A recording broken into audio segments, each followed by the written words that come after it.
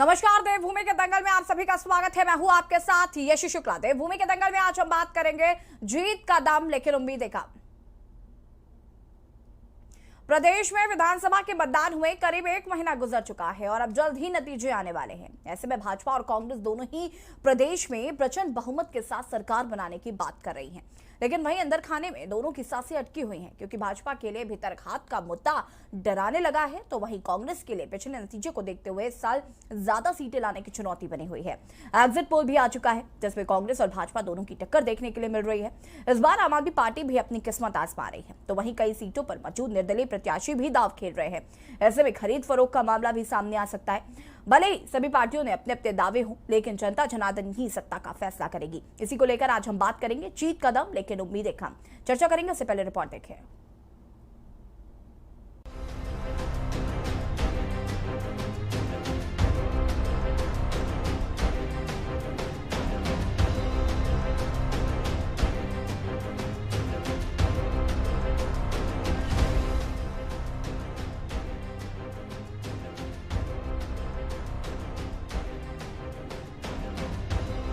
उत्तराखंड विधानसभा चुनाव की 70 सीटों के लिए आज एग्जिट पोल है। इस बार उत्तराखंड चुनाव में 65.5% ही मतदान हुआ। वहीं भाजपा और कांग्रेस अपनी अपनी जीत का दावा कर रहे हैं। इसके अलावा आम आदमी पार्टी भी ताल ठोक रही है। बता दें कि तमाम न्यूज चैनल्स एग्जिट पोल के माध्यम से यह बताने की कोशिश कर रहे हैं कि अगली सरकार किसकी बन सकती है। हालांकि ये सिर्फ न्यूज चैनल्स के सर्वे पर आधारित होता है और इसकी कोई प्रामाणिकता नहीं होती, लेकिन एग्जिट पोल से जनता जनार्दन का रुझान जरूर पता चलता है। देहरादून पहुंचे भाजपा के राष्ट्रीय महासचिव कैलाश विजयवर्गीय का दावा है कि विधानसभा चुनाव में भाजपा को 2/3 बहुमत मिलने जा रहा है। उन्होंने कहा कि कांग्रेस का मनोबल पूरी तरह से टूट चुका है और इसलिए वो अनर्गल बयानबाजी कर रही है।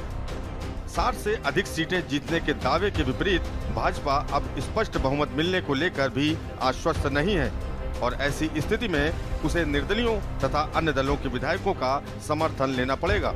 इस तरह की अटकलों को हवा देते हुए बद्रीनाथ से भाजपा विधायक महेंद्र भट्ट ने कहा कि जीतने की प्रबल संभावना वाले कई कांग्रेस प्रत्याशी भाजपा के संपर्क में हैं और देश को कांग्रेस मुक्त बनाने के लिए लक्ष्य को हासिल करने में आवश्यकता पड़ने पर उनका समर्थन लिया जा सकता है। 2/3 बहुमत आ रहा हो हमारा, तो फिर हमें इस प्रकार की कांग्रेस में क्यों हलचल है? भाई कांग्रेस तो वैसे ही घुटने टेक चुकी है, पर हमारा स्पष्ट बहुमत आ रहा है, 2/3 बहुमत आ रहा है। हम लोग सरकार बनाएंगे और इसलिए उनको इस प्रकार की अनर्गल बात नहीं करना चाहिए। मैं समझता हूँ अगर वो कर रहे हैं वो उनकी ना समझे, क्योंकि कांग्रेस अब इस प्रदेश से जाने वाली स्थिति में है और इसलिए मुझे नहीं लगता कि अगर वो इस प्रकार की बात कर रहे हैं इसका मतलब है उनका मनोबल टूट गया है। लाना है तो सब लोग आएंगे, अभी और भी लाने हैं। कुछ लोगों से बात भी हो रही है? बिल्कुल हो रही है, बहुत लोगों से हो रही है और जैसा सर्वे आ रहा है उस सर्वे के आधार पर कहीं ऐसा लगता है कि वो व्यक्ति जीतने वाला है तो हमारे भी संपर्क है, सबसे हम बात कर रहे हैं। वो अपनी हार इसका अर्थ है कि स्वीकार कर चुके हैं। अब चूंकि वो कुख्यात हैं तो कुख्यात लोग कुख्यात किस्म की बातें करेंगे।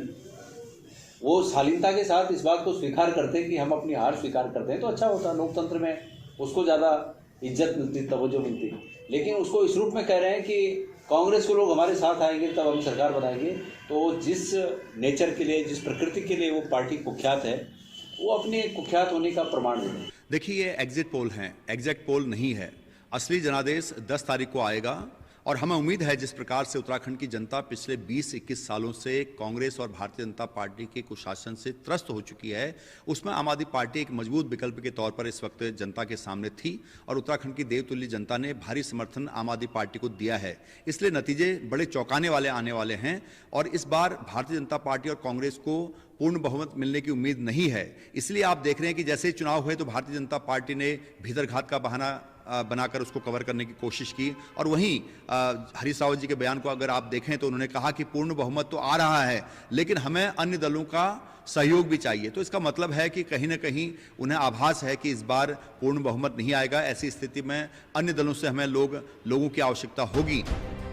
बहरहाल दोनों पार्टियों की तरफ से बहुमत जुटाने का फार्मूला तैयार किया जा रहा है।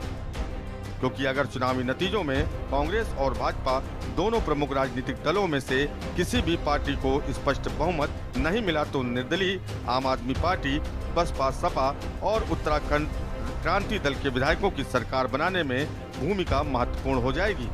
देहरादून से के न्यूज इंडिया के लिए हिना आजमी की रिपोर्ट।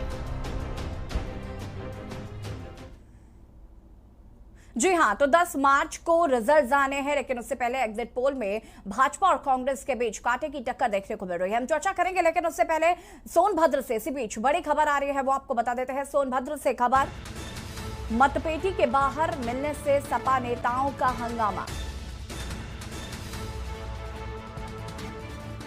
सोनभद्र से खबर, जहां पर सपा कार्यकर्ताओं ने स्ट्रांग रूम के बाहर किया प्रदर्शन। मतपेटी के बाहर मिलने से सपा नेताओं का हंगामा।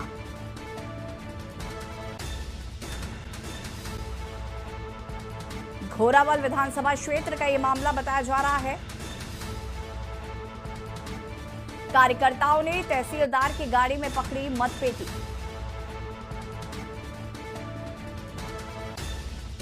सपा प्रत्याशी रमेश दुबे ने लगाए हैं गंभीर आरोप। बैलेट पेपर बदलने का आरोप लगाया है। रॉबर्ट्सगंज के पॉलिटेक्निक कॉलेज में होगी मतगणना। उससे पहले मतपेटी बाहर मिलने की वजह से समाजवादियों ने हंगामा किया है। बता दें आपको कि 10 मार्च को होनी है यूपी में मतगणना। चुनाव के रिजल्ट आएंगे, उससे पहले सपा कार्यकर्ताओं ने स्ट्रांग रूम के बाहर जमकर प्रदर्शन किया। ये तस्वीरें हम आपको दिखा रहे हैं, जहां पर आप देख सकते हैं कि समाजवादी पार्टियों के कार्यकर्ताओं ने यहां पर जमकर प्रदर्शन किया है। मतपेटी के बाहर मिलने की वजह से ये प्रदर्शन किया गया। उन्होंने कहा कि बैलेट पेपर्स बदले गए हैं, इसको लेकर यहां पर आरोप गंभीर लगे हैं और जमकर प्रदर्शन किया गया है। और इसी खबर पर ज्यादा जानकारी के लिए हमारे संवाददाता अरविंद दुबे सोनभद्र से जुड़ चुके हैं। अरविंद, क्या कुछ जानकारी है इस पूरे मामले को लेकर? जी, आपको बता दूं कि काउंटिंग स्थल पर पेपर मुहर ले जाते समय 2 वाहनों को सिपाहियों ने आरोप के अनुसार पकड़ा है और वहां रुक करके हंगामा कर रहे हैं। बड़ी संख्या में यहाँ पे मौके पे सिपाही अभी मौजूद है, जिसमें कि सपा से जिला अध्यक्ष, सपा से 2 प्रत्याशी, ओबरा विधानसभा और घोरावल विधानसभा से पूर्व विधायक वर्तमान प्रत्याशी रमेश दुबे, सपा से जिला पंचायत अध्यक्ष के प्रत्याशी रहे चिकुर पांडे समेत दर्जनों की संख्या में सिपाही यहाँ पे धरना पे बैठे हुए हैं। प्रशासनिक अमला जुटा हुआ है। भारी संख्या में यहाँ पर पुलिस बल फोर्स तैनात किया गया है। वाहनों में गठरी व बक्से में मौजूद पेपर है, ऐसा आरोप है सिपाहियों का। मौके पर सिपाही जमकर बवाल काट रहे हैं। वहीं एडीएम व आरओ सहित पुलिस बल के अन्य अधिकारी भी मौके पर पहुंच गए हैं। इस पूरे मामले पर आरोप है, जो हमने इसका सच जानने का प्रयास किया तो उन्होंने कहा कि वाहन में रखे बक्से में रखा है ईवीएम का पेपर, जमा करने के लिए ले जाया जा रहा था और यह सादा है, इसका कोई इससे मतलब नहीं है। वही दूसरी वाहन में गठरी में रखे पेपर की आरोप को जानकारी नहीं है, उनका ये कहना है। जी, तो मौके पर मुहर के साथ अन्य सामग्री भी पकड़ गई है। यह सब कुछ जनपद सोनभद्र के रॉबर्ट्सगंज थाना क्षेत्र के जहां पर मतगणना होनी है, लोढ़ी स्थित राजकीय पॉलिटेक्निक कॉलेज की घटना है। जी अरविंद, उच्च अधिकारियों का इस पूरे मामले में क्या कुछ कहना है? उच्च अधिकारी अभी यही कह रहे हैं कि इसका अन्यथा ये लोग लगा रहे हैं, इसका जो ये आरोप लगा रहे हैं ऐसा एलिगेशन इनका गलत है। और एक वो मान रहे हैं एक जगह पे कि नहीं, ये जो चाय पीने के लिए वो बाहर गया था, लेकिन इसे जिस चीज को अंदर रखना चाहिए था वो गाड़ी में लेकर के घूम रहा था। ये चीज तो उन्होंने माना। आप हमारे साथ बने रहिए, आपसे और भी हम जानकारी लेंगे। और यहाँ पर आप देख सकते हैं कि सपा कार्यकर्ताओं ने स्ट्रांग रूम के बाहर जमकर प्रदर्शन किया है। वो स्पेयर बचा हुआ था और हम लोग जो है इसको अभी जब कल से जब मशीन जमा हुई है तो इसको अभी हम लोगों को जमा करना था, क्योंकि स्पेयर था कहीं कोई खराबी होती वो मिला हुआ था। तो वो चाय लेने चला गया था, उसके बाहर लोगों ने उसको देखा और कहा कि मतलब इस तरह का हो रहा है। क्योंकि अभी हम लोग जो है यहाँ पे सब सामान जमा किए हैं, यहाँ से हमें सारा सामान उठा करके यहाँ से ले जाना है, क्योंकि हमें काउंटिंग के लिए यहाँ पे तैयारी करनी है। और प्रेक्षक महोदय आज अभी आए हुए थे, अभी स्क्रूटनी काम चल रहा था, सारे पॉलिटिकल पार्टी के लोगों को बुलाया गया था, लेकिन उस समय कोई नहीं आया। और अभी हम लोग जो स्क्रूटनी काम वहाँ पे कर रहे हैं, अभी भी प्रेक्षक महोदय मौजूद है वहाँ पे।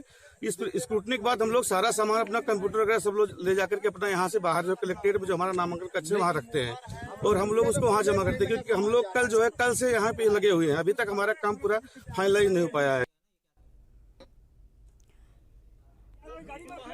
अरविंद, आपसे मैं यहाँ पर जानना चाहूंगी, उसके बाद यहाँ पर समाजवादी जो कार्यकर्ता है जो कि यहाँ पर प्रदर्शन कर रहे थे, उनका क्या कुछ कहना है? क्योंकि यहाँ पर सफाई देते हुए नजर आ रहे हैं उच्च अधिकारी। उनका ये कहना है कि हम इसको जमा करवाने के लिए जा रहे थे, लेकिन उससे पहले ही लोगों ने हंगामा शुरू कर दिया। उनका आयोग पे और संबंधित अधिकारियों पे आरोप है सीधा कि जो है एक तरह से कह सकते हैं कि बेईमानी की जा रही है और हम सपा को हराने का एक प्रयास चल रहा है, इस तरह का वो आरोप अपने तरीके से लगा रहे हैं। जी ठीक है, बहुत बहुत शुक्रिया आपका तमाम जानकारी के लिए। तो आपको बता दें कि मतपेटी के बाहर मिलने से सपा नेताओं ने जमकर हंगामा किया। उन्होंने कहा कि यहाँ पर सपा को हराने की कोशिश की जा रही है, लेकिन उच्च अधिकारियों का कहना है कि हम जो मतपेटियों से जमा कराने के लिए ले जा रहे थे, क्योंकि मतगणना भी होनी है, लेकिन समाजवादी जो कार्यकर्ता है वो मानने के लिए तैयार नहीं है। सोनभद्र से आपको एक खबर बता रहे हैं, जहां पर मतपेटी के बाहर मिलने से सपा नेताओं ने जमकर हंगामा किया। सपा कार्यकर्ताओं ने स्ट्रांग रूम के बाहर प्रदर्शन किया।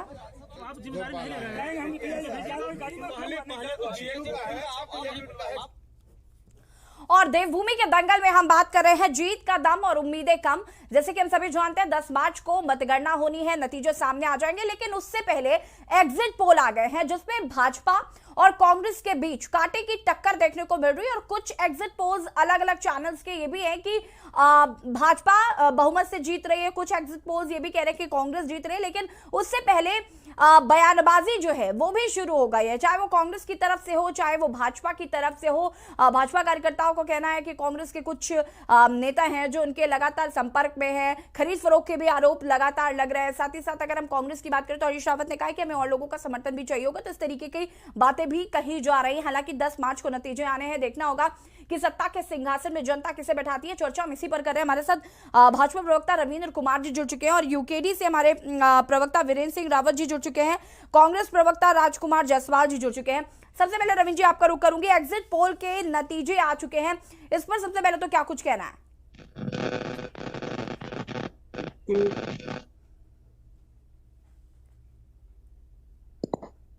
ऑडियो सिस्टम थोड़ा सा।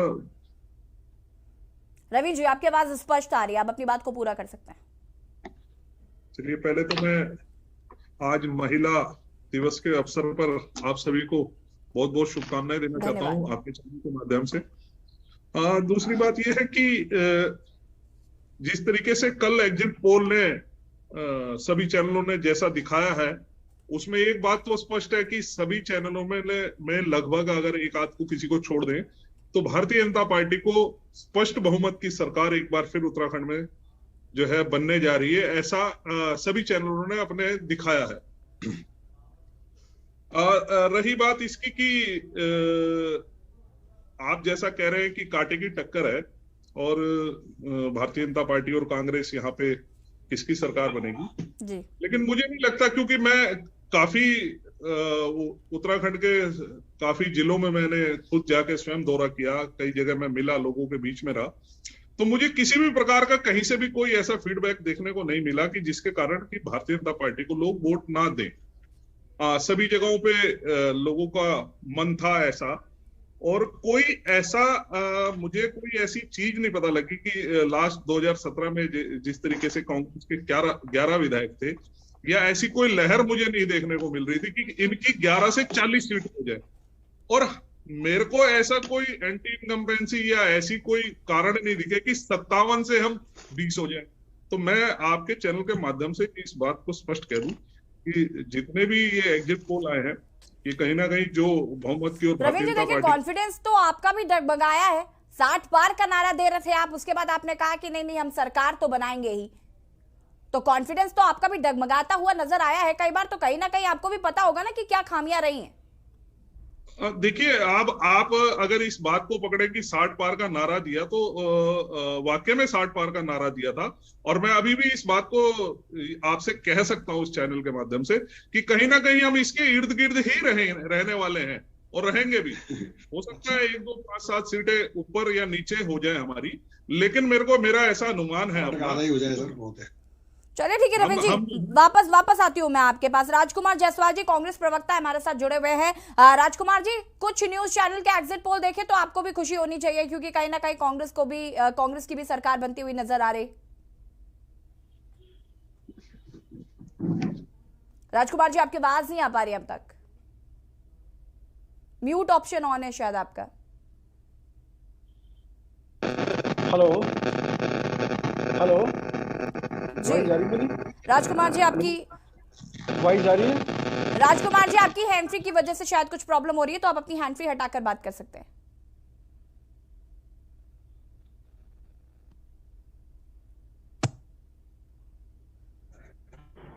चलिए राजकुमार जी के पास हम वापस जाएंगे। हमारे साथ यूकेडी के प्रवक्ता भी जुड़े हुए हैं, वीरेंद्र सिंह जी। वीरेंद्र सिंह जी, एग्जिट पोल के मुताबिक आपको क्या कुछ कहना है, चूंकि कहीं ना कहीं कांटे की टक्कर कुछ एग्जिट पोल के मुताबिक देखने को मिल रही है भाजपा और कांग्रेस के बीच, और कुछ एग्जिट पोल की अगर बात करें तो कांग्रेस की जीत भी दिखाई जा रही है। धन्यवाद मैडम, के न्यूज इंडिया का, और सर्वप्रथम अंतर्राष्ट्रीय महिला दिवस पर आपको ढेर सारी बधाई और शुभकामनाएं। धन्यवाद। और जिस तरीके से एग्जिट पोल की बात करी है, एग्जिट पोल ऐसा लगता है कि बीजेपी ने उनको एग्जिट पोल जो मीडिया को, जो बड़े नेशनल चैनल के मीडिया है, उनको पकड़ लिया है कि भैया हमें दिखाओ, हमें बहुमत में दिखाओ, कैसे तैसे दिखाओ हम कि हमारी सरकार आ रही है। और जबकि एग्जिट पोल आपने देखा है 2017 का देखें या कोई भी मध्यवर्ती चुनाव जो बीच में हुए अन्य राज्य में, अगर वहां देखें तो सारा उल्टा ही हुआ है। और इस बार आप देखिए कि जो उत्तराखंड का दल कम से कम 15 से 20 सीटों में आएगी। ये अभी आप आश्चर्यजनक इनको परिणाम देखने को मिलेंगे। जिस तरीके से बीजेपी ने बोला कि हम 60 पार करेंगे, 60 पार का नारा तो उनका गया, इनको ये 30% ही लिया है, तो 30 ही लिया है, वही बहुत बड़ी चीज होगी। और इस बार उत्तराखंड दल बहुत बड़ी भूमिका इसमें निभाएगी, समर्थन देने में, और कुछ शर्तों में समर्थन देगी, नहीं तो विपक्ष में बैठेगी। ये आपको देखना, एग्जिट पोल जो है ये सरासर नहीं बता रहे हैं कि उत्तराखंड गांधी कहीं भी अस्तित्व को बता ही नहीं रहे, दिखा रहे, क्योंकि दहशत है और बहुत बड़ी उनको पता है कि आज जो उत्तराखंड गांधी ने जो काम किया है, जो विपक्ष में रहकर मुख्य भूमिका निभाई है, तो कांग्रेस और बीजेपी कहीं ना कहीं परेशान है और उनको कहीं भी बहुमत नहीं मिलना, और जो उसको समर्थन और सहयोग चाहिए वो हमेशा यूकेडी के शर्तों के अनुसार ही वो सत्ता में आएंगे। चलिए ठीक है वीरेंद्र जी, वापस आते हैं। राजकुमार जी हमारे साथ जुड़ चुके हैं। राजकुमार जी, कुछ अगर एग्जिट पोल्स की हम बात करें तो उस पे कांग्रेस की भी जीत दिखाई जा रही है, तो क्या कुछ कहना सबसे पहले तो उसको लेकर? निश्चित रूप से मैं उत्तराखंड की जनता का धन्यवाद करूंगा। जिस तरह से पिछले 5 सालों से भारतीय जनता पार्टी के द्वारा शासित जो 3 मुख्यमंत्री रहे, उन्होंने शासन किया और उत्तराखंड की जनता त्रस्त रही, तो सब महंगाई बेरोजगारी से मुक्ति के लिए सबने कांग्रेस पार्टी को भारी मतों से विधानसभा भेजने के लिए पूरी कोशिश की है। और निश्चित रूप से हम लोग 42+ सीटों के साथ सरकार बनाने जा रहे हैं। और हमारे मित्र कह रहे थे कि हमें कहीं एंटी इनकम्बेंसी दिखाई नहीं दी, हमें कहीं पर भी ऐसा नहीं लगा कि भारतीय जनता पार्टी के खिलाफ माहौल है। आज आप देखिए कि चारों तरफ बेरोजगारी का माहौल है, चारों तरफ महंगाई है, तो कहीं ना कहीं, और जिस तरह पेट्रोल के दाम बढ़े हैं, गैस सिलेंडर के दाम बढ़े हैं, आपको उसके बावजूद जिस तरह से एक परसेंटेज होता था 70-75 तक वोटिंग परसेंटेज जाता था, तो इस बार वोटिंग परसेंटेज भी कम हुआ है। कहीं ना कहीं लोगों में निराशा थी सरकार के प्रति जो निराशा थी, लोग कम निकले वोट देने, मगर कहीं ना कहीं एक अपेक्षा कांग्रेस से, तो कांग्रेस से जो अपेक्षा है निश्चित रूप से 42 सीटें जनता कांग्रेस को देने जा रही है और हम लोग अपनी सरकार बनाने जा रहे हैं। ठीक है, लेकिन राजकुमार जी, हरीश रावत जी भी कहते हुए नजर आए थे कि हमें सरकार बनाने के लिए आप लोगों के मदद की जरूरत पड़ेगी, पार्टियों की जरूरत पड़ेगी, तो इसका क्या मतलब निकाला जाए? क्या कहीं ना कहीं उनको भी असमंजस की स्थिति बनी हुई है, उनको लगता है कि वो सत्ता में नहीं आ रहे? नहीं, निश्चित रूप से हम लोग 42+ सीटों के साथ उत्तराखंड में कांग्रेस सरकार बनाने जा रहे हैं। और जो हमारे साथी, जो हमारे साथ एसोसिएट रहे हैं, जिनकी विचारधारा कांग्रेस के साथ मिलती है, कोई ऐसा साथी अगर विजय होकर आता है सरकार को और ज्यादा मजबूत करने के लिए, उन सब साथियों को साथ लिया जाएगा। कल राज्यसभा में उनकी जरूरत पड़ती है, आवश्यकता पड़ेगी, तो कहीं ना कहीं उनका साथ आवश्यक होगा। इसलिए माननीय हरीश रावत जी ने कहा होगा, और माननीय हरीश रावत जी के नेतृत्व में सब कुछ हुआ, और निश्चित रूप से मुख्यमंत्री बनने वाले हैं और हम लोगों की सरकार बनेगी। तो हमारे जो साथी रहे हैं, जिनके साथ हमारी विचारधारा मिलती है, उनका सबका स्वागत है, उनको सबको साथ लेकर चला जाएगा। पूरे उत्तराखंड का समग्र रूप से विकास करने के लिए इनकी वैसे भी आवश्यकता पड़ेगी। ठीक है, रमेश जी आपके पास आऊंगी मैं। खरीद फरोख्त के बड़े आरोप लग रहे हैं, इसको लेकर क्या कुछ कहना है? देखिए, कांग्रेस का और जितने मेरे विपक्षी मित्र बंधु हैं, ये सबसे कोई ना कोई मनगढ़ंत कहानी को अपनी कल्पना के आधार पे जो है मीडिया के माध्यम से प्रसारित करते हैं कि इसकी को कोई खरीद लेगा, कोई बिक रहा है। लेकिन मैं आपसे एक बात बता दूं कि ये सब चीजें तो कभी होने की नहीं, क्योंकि ये साफ तौर पे कांग्रेस की हताशा है। वह हताश है क्योंकि वो है जो चुनाव इस 10 तारीख को जब चुनाव के परिणाम आएंगे और भारतीय जनता पार्टी स्पष्ट बहुमत के साथ अपनी सरकार बनाएगी, तो ये कैसे इसको इसकी तैयारी करेंगे कि सिर बाद में ठीकरा फोड़े। क्योंकि अभी तक मुझे जहां तक पता है लास्ट जितने भी चुनाव हुए हैं अभी तो ये ईवीएम पे आना बाकी है। जब ये बताएंगे कि ईवीएम खराब हो गई, ईवीएम खराब कर दी, मैच हो गई, बैलेट पेपर खराब हो गया, अभी तो बहुत कुछ होना बाकी है। ठीक है, राजकुमार जी क्या कुछ कहना है आपको रविंद्र जी की बात, क्या जवाब देना चाहते हैं? निश्चित रूप से हम लोग सरकार बनाने जा रहे हैं और भारतीय जनता पार्टी को कहीं लग रहा है कि हम सरकार से बहुत दूर है।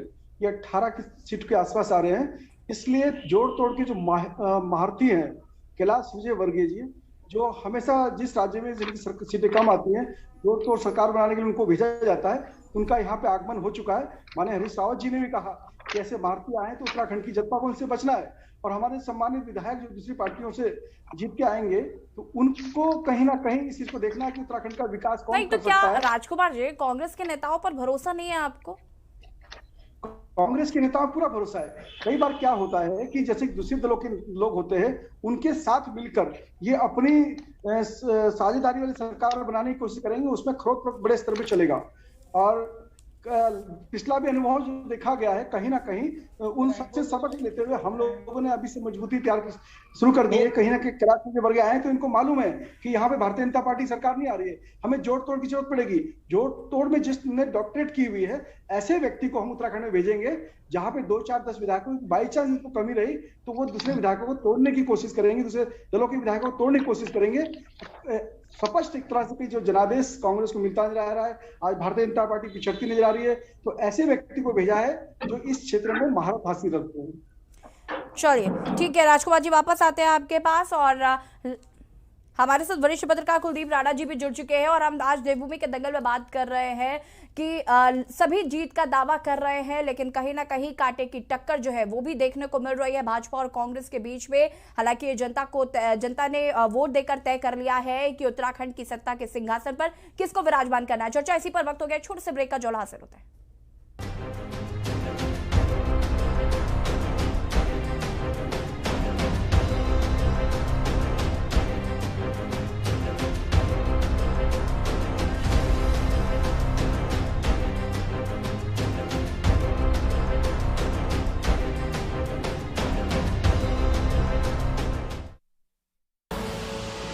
देख रहे हैं के न्यूज, खबरों का सारथी। जुबान के लिए उड़ चला गैरों की ज़मीं पर, खुशबू अपने पन की ढूंढता। दूर कितना भी जा, इस जुबान से दूर ना जा पाओगे। विमल, बोलो जुबान केसरी।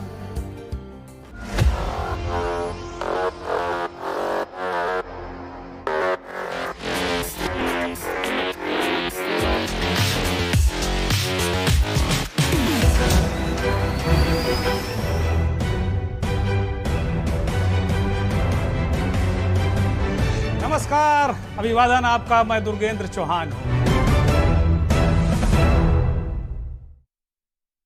खुदी को आजमाया है तो ये अंदाज आया है, खुदी को आजमाया है तो ये अंदाज आया है। तुम में भी मैं हूं, शुद्ध प्लस पान मसाला। आप देख रहे हैं के न्यूज, खबरों का सारथी।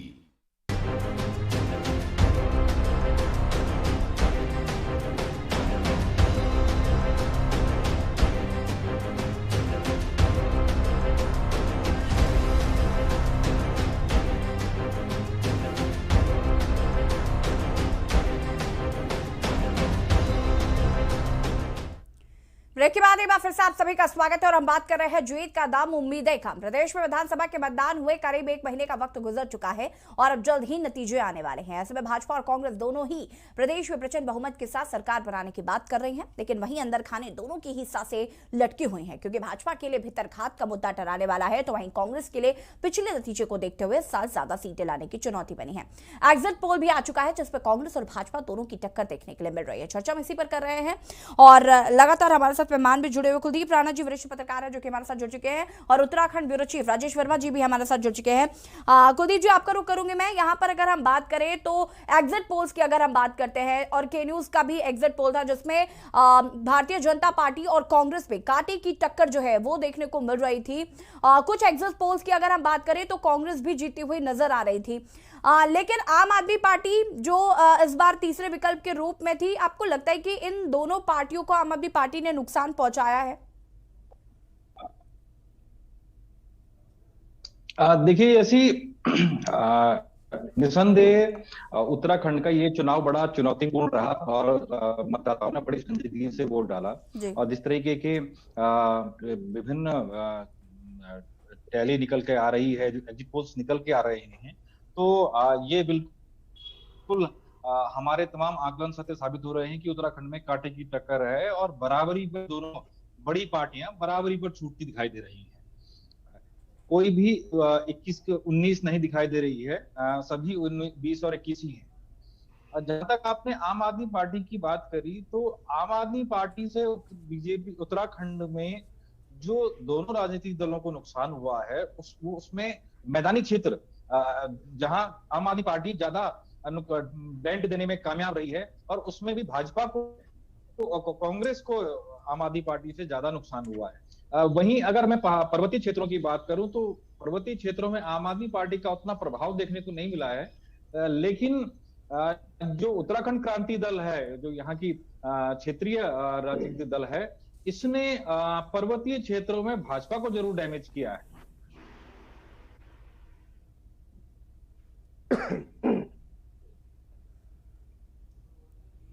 ठीक है कुलदीप जी, राजेश जी के पास वापस आते हैं। राजेश जी, मैं आपसे जानना चाहती हूँ यहाँ पर कि मिथक एक बार फिर से बरकरार रहेगा या फिर ये मिथक टूटेगा? कहीं ना कहीं सवाल बहुत है।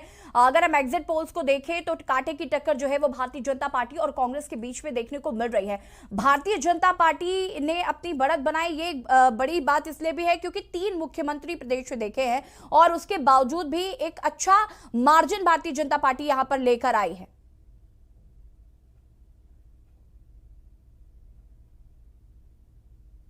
देखिए यशी, अभी तक अगर हम देखें तो 22 साल राज्य को बने हुए हैं और 22 सालों में 5 साल बीजेपी और 5 साल कांग्रेस ने ही जो है इस यहाँ पर सत्ता संभाली है।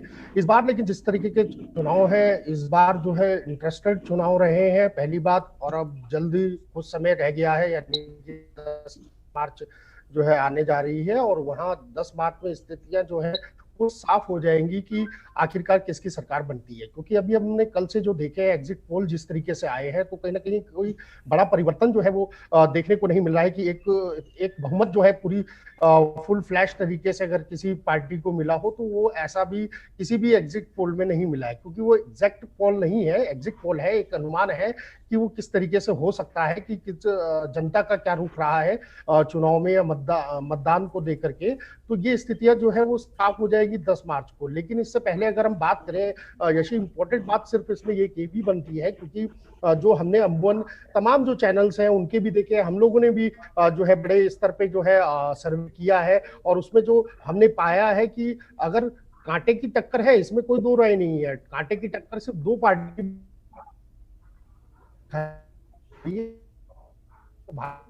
और कांग्रेस, और साथ में का उतार और चढ़ाव देखने को मिल रहा है। वो ज्यादा डिस्टेंस नहीं मिलेगा, यानी कि 2 या 3 सीटें आगे पीछे हो सकती है, इससे ज्यादा फर्क नहीं लग रहा है। और साथ में और है कि अब चाहे वो कांग्रेस हो या भाजपा हो, दोनों ने प्लान जो है ए और बी सी दोनों तैयार कर लिए हैं। ए का मतलब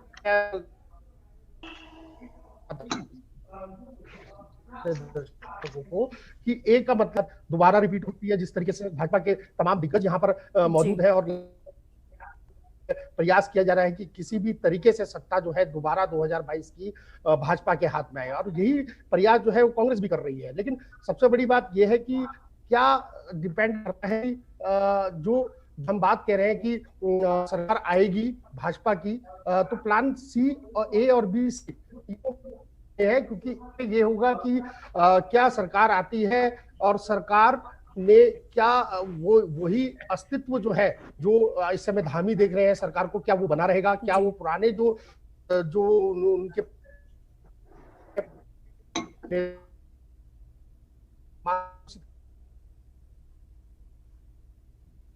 ये भी मिलेगा, क्योंकि देखा है कि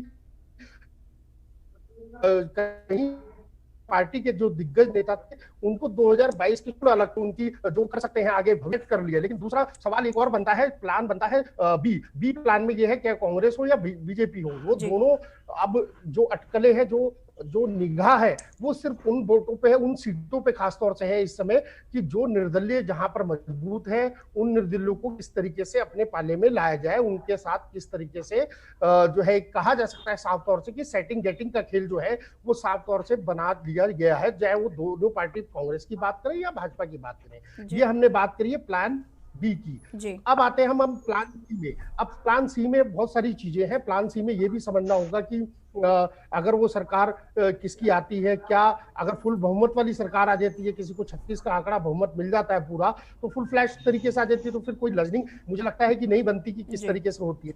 इसमें भी एक जुगड़ा की राजनीति देखने को मिल रही है, क्योंकि हो सकता है कि कुछ जिस तरीके से कॉम्पिटेंस में मान लीजिए सपोज करते हैं कि कांग्रेस की सरकार 36 का बहुमत लेके आ जाती है और सरकार बनाती है, लेकिन कहीं ना कहीं भाजपा भी जो है वो ऐसे दाव खेलने के लिए तैयार रहे, वो नहीं चाहेगी कि 2022 में उसको नुकसान हो, और वो खास तौर से उन लोगों के भी संपर्क में है कि जो शायद 36 के आंकड़े के अंदर से बाहर निकल करके भाजपा में भी शामिल हो। तो कुल मिलाकर के जो इस समय जो रणनीति है, जो राजनीति है, वो बिल्कुल बेहद गरमाई हुई है यशी, और 10 तारीख को स्थितियां जो है वो साफ हो जाएंगी। बहरहाल फिलहाल देखना होगा, चर्चा हम लोग कर ही रहे हैं, और लगातार जिस तरीके से एग्जिट पोल आए हैं उनका अनुमान जो है हमने अपने दर्शकों को भी बताया है, और ज्यादा फर्क जो है वो इस समय उत्तराखंड की राजनीति में और उत्तराखंड के 2022 के चुनाव में किसकी सत्ता आएगी उसमें ज्यादा फर्क नहीं देखने को मिल रहा है। यश जी, राजकुमार जी हमारे साथ लगातार बने हुए हैं, कांग्रेस प्रवक्ता। राजकुमार जी, मेरा सवाल आपसे है कि आपने इस मुद्दे को बहुत भुनाया था कि प्रदेश में 3 मुख्यमंत्री आ गए, चाहे वो त्रिवेंद्र सिंह रावत हो, तीरथ सिंह रावत हो, उसके बाद पुष्कर सिंह धामी। लेकिन अगर हम बात करें एग्जिट पोल की, अगर हम मानकर चलते हैं कि एग्जिट पोल के नतीजे ठीक है, कांटे की टक्कर जो है वो देखने को मिल रही है, तो ऐसे में फिर अगर देखा जाए तो जनता को इस बात से कुछ खास फर्क नहीं पड़ा। निश्चित रूप से 10 तारीख को दिन में 2 बजे तक सारी स्थितियां क्लियर हो जाएंगी। एग्जिट पोल जिन न्यूज चैनल ने और प्रिंट मीडिया ने दिखाया है कि यहाँ पर भारतीय जनता पार्टी सरकार बन रही है, उनके मुंह पे तमाचा पड़ने वाला है। आज आप देखिए, भारतीय जनता पार्टी की केंद्र वाली सरकार ने नरेंद्र मोदी जी के नेतृत्व में हजारों करोड़ रुपए इन मीडिया वालों को सिर्फ ऐड के माध्यम से दिए हैं कि हर जगह चलाना है कि भारतीय जनता पार्टी जिंदाबाद, नरेंद्र मोदी है तो मुमकिन है, मोदी है तो मुमकिन है कि भाई परसों एग्जिट पोल तक यहाँ पे भारतीय जनता पार्टी सरकार बन रही होगी। और जिस जनता का एग्जिट पोल आएगा 10 तारीख को 2 बजे तक, निश्चित रूप से आपको कांग्रेस सरकार बनती नजर आएगी।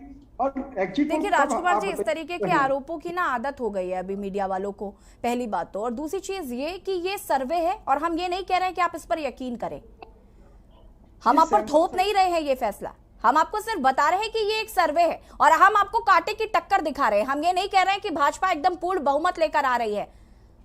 भारतीय जनता पार्टी 18 सीटों पे यहाँ पे जाके रुकने वाली है, ये आप कह रहे हैं क्योंकि आप कांग्रेस प्रवक्ता है। अभी मैं भारतीय जनता पार्टी के प्रवक्ता से पूछूंगी तो वो कहेंगे वो जीत रहे, यूकेडी से पूछूंगी वो कहेंगे वो जीत रहे। प्रदेश की जनता, हर पार्टी ये दावा करेगी, पार्टी को समर्थन देकर कहा है कि यहाँ पे जनता पार्टी के कुशासन लटकी हुई है कांग्रेस और बीजेपी की। भारतीय जनता पार्टी यहाँ पे सत्ता से बाहर जा रही है, और जो इन लोगों का अभी देखिए, जिन लोगों ने सर्वे दिखाया है कि कांग्रेस पार्टी से पीछे है, राजकुमार जी रुक जाइए, उन लोगों के अभी बिल रुके हुए हैं। जिस दिन उनके ऐड के विज्ञापन के बिल क्लियर हो जाएंगे तो वो भी सत्यता दिखाएंगे कि वास्तव में कांग्रेस सरकार बन रही है। राजकुमार जी प्लीज रहने दीजिए, आप इस तरीके की बातें करने का कोई मतलब नहीं बनता, आप काम पर बात करिए, वही बेहतर होगा। वीरेंद्र जी, आप कुछ कह रहे थे। मैं ये कह रहा हूँ कि इन पे कांग्रेस और बीजेपी पे तलवार लटकी हुई है, जनता जागरूक हो चुकी है और ये जुमलेबाजी नहीं चलेगी कि हमारी सरकार बनेगी, हमारी सरकार बनेगी, ये ऐड से बनेगा। देखिए मीडिया कुछ भी दिखाए वो सत्यता नहीं है, सत्यता तो 10 मार्च को पता चलेगी आपको, जो दिखेगी सत्यता। और उसमें जो मेन बेहद अफसोस की बात है कि आप टीवी मीडिया के सामने बैठ करके मीडिया पर आरोप लगा रहे हैं। मीडिया आपको तमाम मंच उपलब्ध करवा रहा है अपनी बात रखने का, ठीक है ना, और निर्णय तो 10 तारीख को आ ही जाएगा, ये बात हम भी कह रहे हैं। तो मैं मीडिया की बात नहीं कर रहा हूँ, जनता के बीच में निकल करके आई है। कांग्रेस के प्रवक्ता कह रहे थे पंजाब में तो आपकी सरकार थी ना, पंजाब में तो आप चुनाव लड़ रहे थे, आपको समझ आगे नीचे कांग्रेस के लोग ही तो आरोप लगा रहे हैं मीडिया पे। पंजाब में क्या उत्तराखंड क्रांति दल इस बार नहीं दिखाया कि कांग्रेस के क्या हाल हुए हैं वहां पे, वहां कौन आदमी कौन पार्टी ऊपर उभर के आ रही है। तो ये बहुत आसान होता है कि अपनी कमजोरियों को छुपाने के लिए मीडिया पर उंगली उठा दीजिए। आप ये देखिए पिछले कई सालों कांग्रेस की सरकार है, क्या वहां मीडिया को विज्ञापन नहीं दिए जाते हैं? मीडिया का एक क्या खरीद फरोख्त सिर्फ भाजपा करती है? क्या कांग्रेस की सरकारों में ये सब कांग्रेस और बीजेपी की इस समय बुरी हालत है, दोनों की खिचड़ी बनी हुई है। हम सब मीडिया के नहीं बोल रहे, मगर कुछ मीडिया वाले। राजकुमार जी तो फिर स्पेसिफाई करिए, क्योंकि यहाँ पर मीडिया आपको सुन रही है, अगर आपको स्थान दे रही है तो इसका मतलब ये नहीं कि आप कुछ भी बोलेंगे। देश की प्रदेश की जनता जानती है कि कौन मीडिया मोदी में है। मैं अपने सम्मानित साथी और के चैनल का धन्यवाद। कांग्रेस के विज्ञापन नहीं छपते, कांग्रेस के ऐड नहीं छपते, कांग्रेस तो दूध की धुली है। आप बताइए, कमेटी के हम कह रहे हैं मीडिया से कि कांग्रेस हार के लिए तैयार रहे, अब इसकी जिम्मेदार भी आपको मीडिया को हम ठहराएंगे क्या? आप निश्चित रूप से 10 तारीख का इंतजार कीजिए, आपको दिखाई देगा। मुझे बहुत दुख लगा कल एक कुछ न्यूज चैनल की रिपोर्ट को देखकर कि उन्होंने कांग्रेस को बिल्कुल इस स्तर में दिखा दिया कि उत्तराखंड में टक्कर ही नहीं है। कम से कम आपका चैनल ये दिखा रहा है कि हमारी टक्कर है, हमारी सरकार बन सकती है। मेरे को उन चैनल को लेकर बहुत दुख लगा कि आप उत्तराखंड की जनता का अपमान कर रहे हैं, उनके मैंडेट का अपमान कर रहे हैं। आप कहीं ना कहीं आपकी किसी पार्टी के प्रति हो सकती है। यूकेडी को तो कहीं दिखा नहीं रहे, हम कुछ तो नहीं बोल रहे। राजकुमार जी देखिए, बयार हर वक्त आपकी तरफ बहे ये जरूरी नहीं है, लेकिन हार और जीत के लिए हमेशा तैयार रहना चाहिए और हर बात का ठीकरा मीडिया पर फोड़ने से कोई फायदा नहीं है। अगर आप माफ कीजिएगा, अगर 10 मार्च को कांग्रेस के पक्ष में रिजल्ट्स नहीं आते हैं तो आप ईवीएम को दोष देना शुरू कर देंगे। पहले आप मीडिया करेंगे, फिर आप ईवीएम करना शुरू कर देंगे। काम पर फोकस कर लीजिए, काम कर लीजिए ताकि जनता आपको चुन ले। सरकार आ रही है हमारे, चलिए ठीक है राजकुमार जी, मान लेते हैं कांग्रेस की सरकार आ रही है, मान लेते हैं हम। यहाँ पे सरकार में हम लोग जिसने सही काम किया होगा उसको मीडिया सपोर्ट करेगी, सहयोग करेगी। चलिए ठीक है राजकुमार जी, मान लेते हैं हम कि आएगी कांग्रेस। रवीन जी क्या कुछ कह रहे थे आप? आपका म्यूट ऑप्शन ऑन है शायद।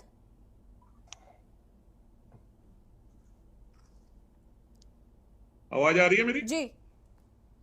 मैं ये कह रहा हूं कि कांग्रेस और अन्य विपक्षी दलों की ये हताशा आपके चैनल के माध्यम से जिस प्रकार से उजागर हुई है, ये निश्चित रूप से आप मान लो कि ये हताशा नहीं है। हमारी हताशा तो नहीं, आप तो 60 पार थे, 60 और हाफ पारी करना बहुत है। 10 बजे के बाद बहुत बड़ी चीज है। चैनलों में बैठे पता चल जाएगा सर, पता चल जाएगा आपको 10 तारीख को पता चल जाएगा। 60 से आप 30 पार भी हो जाए, बहुत बड़ी चीज है। वीरेंद्र जी रुक जाइए, क्या करके जवाब दीजिए, वापस आती हूँ आपके पास। वीरेंद्र जी अपनी बात को पूरा करिए। मैं ये कहना, निश्चित रूप से आप ये देखेंगे यशी जी की इनका 10 तारीख को सुबह 10 बजे के बाद जब इनकी हताशा बिल्कुल प्रकाष्ठा पे होगी, ये किस किस पे सिर फोड़ेंगे? ये अपने आपस में फोड़ेंगे, चैनलों पे फोड़ेंगे, ईवीएम पे फोड़ेंगे। तो इनका काम हमेशा से आपको तो विधायकों को खरीद फरोख्त करोगे। कई चैनलों के हमारे कई नेता भी कहते रहे कि जो कांग्रेस का काम हो गया है इस समय, भ्रम फैलाना, हताशा फैलाना, नकारात्मक बातों को करना, ये इनका अभी से लग गया है किस किस विधायक को खरीदना है। आज भी ये इस चैनल पे बैठ के ये कह रहे हैं कि जी भाजपा को खुश करने आ गए हैं। 10 तारीख को रिजल्ट आना है, अब इसमें क्या होगी भाई साहब? आपके वर्गी जी आ गए हैं, वर्गी जी आ गए हैं, ढाला लेके आ गए हैं कि भाई कितना था, किस विधायक को देना है, किसको खरीद फरोख्त करना है। रविंद्र रुक जाइए, वापस आती हूँ मैं आपके पास। वीरेंद्र जी अपनी बात को पूरा कर सकते हैं। जब आप एक सर्वे को ही नहीं एक्सेप्ट कर पा रहे, जब 10 तारीख के बाद भारतीय जनता पार्टी पूर्ण बहुमत के साथ अपनी सरकार बनाएगी, तो मैं ये कह सकता हूं निश्चित रूप से कि ये किस तरीके से अपने हताशा का प्रदर्शन करेंगे, ये आपको आज इसका एक टेलर मात्र आपको आज इस चैनल के माध्यम से दिख गया। बंगाल में भी, पश्चिम बंगाल में सारे exit poll Bharatiya Janata party की सरकार दिखा रहे थे, उनके एग्जिट पोल का क्या रिजल्ट रहा ये सबके सामने है। यही 10 तारीख को होने वाली है। अगर हम वहां नहीं जीत पाए तो हमने स्वीकार किया ना, किसी के सिर्फ दोष तो नहीं बढ़ा। नहीं किया आपने बड़े भारतीय जनता पार्टी सरकार दिखा रहे थे सारे न्यूज चैनल, मगर जब रिजल्ट आया तो निश्चित रूप से भारतीय जनता पार्टी खिलाफ आया और ये भी 10 तारीख को फिर ये होने वाला है। आप मेरी बात ही नहीं समझ रहे। मैं कह रहा हूँ ये हताशा किस लिए? अगर ठीक है आज सर्वे ने हमें दिखाया है कि हम बहुमत में आ रहे हैं, तो इसके देखिए रवीन जी, हम तो कह रहे हैं आपकी कांटे की टक्कर है, हम नहीं कह रहे कि आप बहुमत से आ रहे हैं। और चैनल्स में जरूर आपको बहुमत मिल रहा होगा, लेकिन हमारा जो एग्जिट पोल था उसके मुताबिक आप कांटे की टक्कर में है। और सबसे ज्यादा लोकप्रिय अगर हम मुख्यमंत्री की बात करें तो हरीश रावत का चेहरा है, इसमें कोई दो राय नहीं है। उसके बाद मुख्यमंत्री पुष्कर सिंह धामी है, इसमें कोई दो राय नहीं है। लेकिन यहां पर एग्जिट पोल की बात हो रही है, लेकिन नतीजे कुछ और हो सकते हैं, मैं ये स्वीकार कर रही हूं। लेकिन हर चीज का दोष आप मीडिया पर थोपेंगे, ऐसे नहीं चल पाएगा। हम आपको स्थान भी दे रहे हैं, अपनी बात रखने का मौका भी दे रहे हैं, उसके बावजूद आप डिबेट में आकर इस तरीके की बातें कर रहे हैं, तो ये नहीं चलेगा राजकुमार जी, ये आपको समझना पड़ेगा। राजनीतिक दल का व्यक्ति साफ सुथरा नहीं हो सकता, तो हर चैनल वाले भी साफ सुथरे नहीं हो सकते। पूरे चुनाव कैंपेन में आपने देखा होगा कुछ चैनल्स, मैं के न्यूज का धन्यवाद करता हूं, आपने सत्य दिखाया, और कुछ चैनलों ने एक तरफा भारतीय जनता पार्टी का फेवर किया है और आज भी उनका वो ऋण उतार रहे हैं, किसी ना किसी तरह से उनको अपने सैंपल सर्वे में आगे दिखा रहे हैं। एक बताइए, 1 करोड़ की आबादी में आप सिर्फ 5000 लोगों का सर्वे देखते हैं और उसके बाद घोषित कर देते हैं कि यहाँ पर भारतीय जनता पार्टी की सरकार आ रही है। वो भी आप वहां पे भी कहीं ना कहीं उनसे प्रभावित होकर उत्तराखंड की जनता ने जो मैंडेट दिया आज कांग्रेस को, निश्चित रूप से 10 तारीख को उसका रिजल्ट भी आने वाला है। आप देखेंगे कि भारतीय जनता पार्टी यहाँ भारी मतों से हारने वाली है और हरीश रावत जी के नेतृत्व में कांग्रेस सरकार बनने वाली है। ठीक है कुलदीप जी, मैं आपका रुख करना चाहूंगी। यहाँ पर आप भाजपा कांग्रेस को सुन रहे हैं, जिनकी कांटे की टक्कर भी है। कुछ एग्जिट पोल्स के मुताबिक भाजपा बहुमत में, तो कुछ कांग्रेस को भी सपोर्ट करें। लेकिन हम फेवरेट मुख्यमंत्री की अगर बात करें तो हरीश रावत बिना किसी संशय के फेवरेट मुख्यमंत्रियों में से हैं, इनके ज्यादा प्रतिशत हैं। उसके बाद मुख्यमंत्री पुष्कर सिंह धामी है। लेकिन मुख्यमंत्री पुष्कर सिंह धामी पर फोकस इसलिए क्योंकि उनको ज्यादा वक्त मुख्यमंत्री बने हुए नहीं हुआ, उसके बावजूद भी वो लोकप्रिय चेहरा है, तो ये एक बड़ी बात है। लेकिन हरीश रावत चूंकि उनका एक राजनीति में एक लंबा सफर रहा है, कांग्रेस में एक सबसे मजबूत नेता के तौर पर उनको देखा जाता है, लेकिन उनकी भी आजकल जो वो बयान दे रहे हैं उससे कहीं ना कहीं ये लग रहा है कि कांग्रेस शायद हार का सामना कर सकती। देखिए, ऐसी निसंदेह है, इसमें कोई दोहराई नहीं है, इसमें कोई शक नहीं है कि हरीश रावत उत्तराखंड में कांग्रेस के ही नहीं बल्कि उत्तराखंड में एक नेता के रूप में उभरे हैं।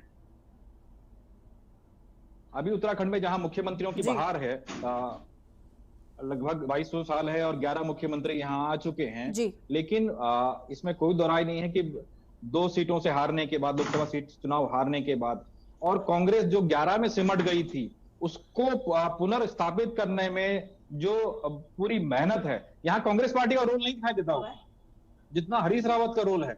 हरीश रावत ने एक बार कहा भी था कि मैं इस कलंक को धोना चाहता हूं, और इस कलंक को धोने के लिए उन्होंने निसंदेह बहुत प्रयास किए। और कांग्रेस पार्टी अगर चुनाव में टक्कर में आ सकी है तो इसका कोई दोहराई नहीं है कि इसका कोई पूरा क्रेडिट हरीश रावत को।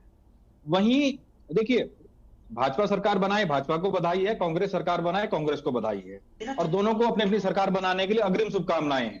ठीक है, हम तो चैनलों पे इसी तरह से बैठे रहेंगे, हम पत्रकारिता से जुड़े हुए लोग हैं। लेकिन अभी जो उत्तराखंड में जो चुनौती है, राजकुमार भाई को यह समझना होगा कि कांग्रेस के सामने चुनौतियां बड़ी थी और बड़ी हैं, अभी घटी नहीं है उनकी, क्योंकि 2017 के चुनाव में कांग्रेस 11 पर सिमट गई थी और सबसे पहले तो उसे 36 का आंकड़ा जो जादुई आंकड़ा है बहुमत का, वहां तक पहुंचने के लिए उसे 25 विधायकों की और आवश्यकता है जी। ये नंबर कोई छोटा नहीं है जी। ये बहुत बड़ा, दुगने से ज्यादा का नंबर है जी। तो एक चुनौती ये है उसके सामने, तो ये कांग्रेस को समझना होगा।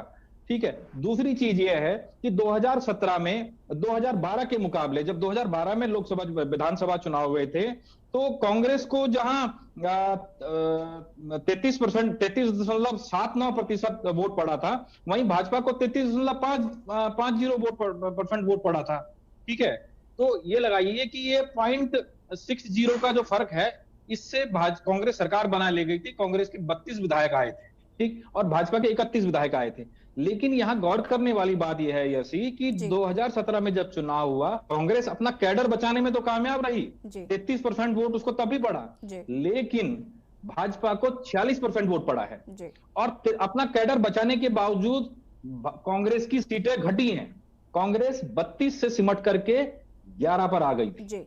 तो ये चुनौती तो राजकुमार भाई को स्वीकार करनी पड़ेगी कि कांग्रेस के सामने ज्यादा चुनौतियां थी, और शुभकामनाएं हैं उनको कि वो इन चुनौतियों से पार पा करके अगर पार्टी यहां उठती है। और निसंदेह है, भले हमें लग रहा है कि त्रिशंकु विधानसभा के चांस बन रहे हैं, दोनों दल बराबरी पर छूट रहे हैं, लेकिन अगर दोनों दल बराबरी पर भी छूट रहे हैं तो ये भी कांग्रेस की जीत है, क्योंकि वो और 11 से उठ करके अगर वो 32 पर, 35 पर या 36 के आंकड़े पर पहुंचती है तो ये कांग्रेस की जीत है। ठीक है, दोनों दल सत्ता के करीब जा रहे हैं। वहीं मैं तो भाजपा के लिए भी ये बात कहूंगा कि जो 57 की भाजपा थी, जो 60 का दावा कर रही थी, अगर आज वो 35 से 40 की बात कर रही है, या चलो 45 की भी बात कर रही है, तो उसके विधायक घट रहे हैं, उसका वोट परसेंटेज घटता हुआ दिखाई दे रहा है। तो ये तो कांग्रेस भाजपा की एक तरीके से नैतिक हार है। बिल्कुल। लेकिन ये विश्लेषण है, ये विश्लेषण है, ये हमारा, ये आप इस चीज के लिए मीडिया पर आरोप मत लगाइए ना कि मीडिया बिका हुआ है। अगर मीडिया बिका हुआ है तो भाई साहब पंजाब में आप जीत कैसे रहे हैं? पंजाब में आपके क्या हाल हुए हैं? वहां तो आपकी सरकार थी, राजस्थान में तो आप रहे हैं, आप हैं, इसका मतलब है कि आप भी वहां खरीद फरोख्त करते हैं। तो इस तरीके से आरोप लगाने से नहीं होगा ना। ठीक है, सत्ता गणित का खेल है, और वो गणित अब किसके पक्ष में जाएगा वो 10 तारीख को 11 बजे साफ हो जाएगा। जी, हमारे ब्यूरो चीफ भी लगातार बने हुए हैं। राजेश जी, मैं आपसे जानना चाहूंगी, इस बार का वोट प्रतिशत जो है वो काफी कम रहा है, इसकी क्या वजह मानते हैं आप? जैसे मुझे लगता है कि जो वोट प्रतिशत है वो न्यूट्रल रहा है, क्योंकि जो पिछली बार रहा था वो 65 पॉइंट समथिंग था, और इस बार भी जो है वो इतना ही रहा। लेकिन जिस तरीके से हमने देखा है कि 20-22 सालों में जब भी चुनाव हुए हैं, जब भी कोई सत्ता पे जो भी बैठा होता है, अगर उसके इनकेस वोट प्रतिशत बढ़ता है तो कहीं ना कहीं उसको लेकर के खतरा जो है, उसकी सीट को लेकर, यानी कि सरकार को लेकर के खतरा जरूर बनता है। लेकिन इस बार जो है थोड़ा सा, अगर आप थोड़ा सा देखें तो जो 65 प्लस रहा, रेशो भले ही कहा जा सकता है कि 1-2 पॉइंट्स का फर्क रहा है, कि बढ़ोतरी में रहा है बल्कि इस बारी भी, लेकिन उसको ज्यादा नहीं कहा जा सकता, क्योंकि लेकिन जिस तरीके का प्रदेश के अंदर माहौल बना था अभी तक अगर हम देखें तो, क्योंकि बीजेपी बहुत सॉलिड तरीके से 5 सालों में काम किया, इसमें कोई दो राय नहीं है। हालांकि कई नुकसान भी उनको हुए, मुख्यमंत्री बदलने की वजह से नुकसान जो है एक देखने को मिला है, और सबसे बड़ी समस्या जो है कि बेरोजगारी और पलायन का जिस तरीके से उत्तराखंड में एक शुरू से एक जो समस्या रही है, तो उसको लेकर के भी चाहे भाजपा हो या उससे पहले भी अगर कांग्रेस की बात करें तो कोई निष्कर्ष जो है वो बड़े धरातल पे जो है वो सामने नहीं आया।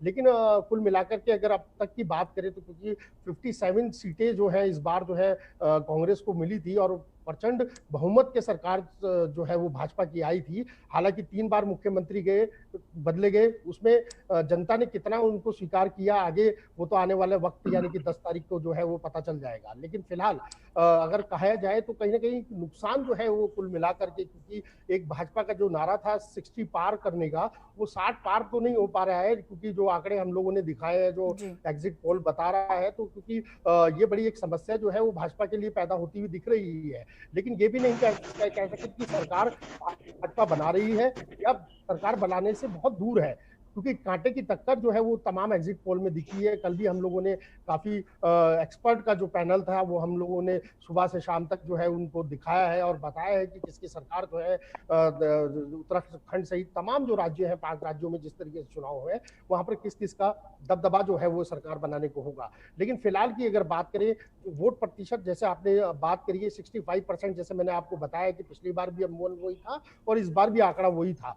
तो कुल मिलाकर की जो 57 सीटें हैं भाजपा को मिली है, वो डाइवर्ट तो उन्हीं सीटों में से ही होगी, क्योंकि अगर कहा जाए तो चाहे कांग्रेस अगर जो 11 में सिमटी हुई थी अभी तक जो देखा था, तो उसके बाद जो सीटें निकलेंगी वो कांग्रेस से ही निकलेंगी, माफ कीजिएगा भाजपा से ही निकलेंगी, क्योंकि नुकसान तो भाजपा को हो रहा है, इसमें कोई दो राय नहीं है। हाँ, लेकिन दावा जो है भाजपा भी कर रही है सरकार बनाने का, भले ही कहा जा सकता है 36 रहे 38 रहे, वो एक आकलन अलग चीज है, क्योंकि ये तो जैसे मैंने आपको बताया कि 10 तारीख स्थितियां जो है वो साफ हो जाएंगी। और दूसरी बात ये भी कहा जाए कि जैसे एक हमारा जो काम है वो सिर्फ यही है कि जो एक्चुअल में जो चीजें हैं वो दर्शकों के सामने लाना है या जनता के सामने दिखाना है, क्योंकि पत्रकारिता का सबसे बड़ी जो बात है वो यही है। और इसमें मुझे लगता है कि जो राजनीतिक लोग हैं, जिस तरीके से हम देख रहे हैं कि बयानबाजी हमारे चैनल पे चल रही है या और भी तमाम चीजें और चैनलों में चलती है, तो उस तरीके से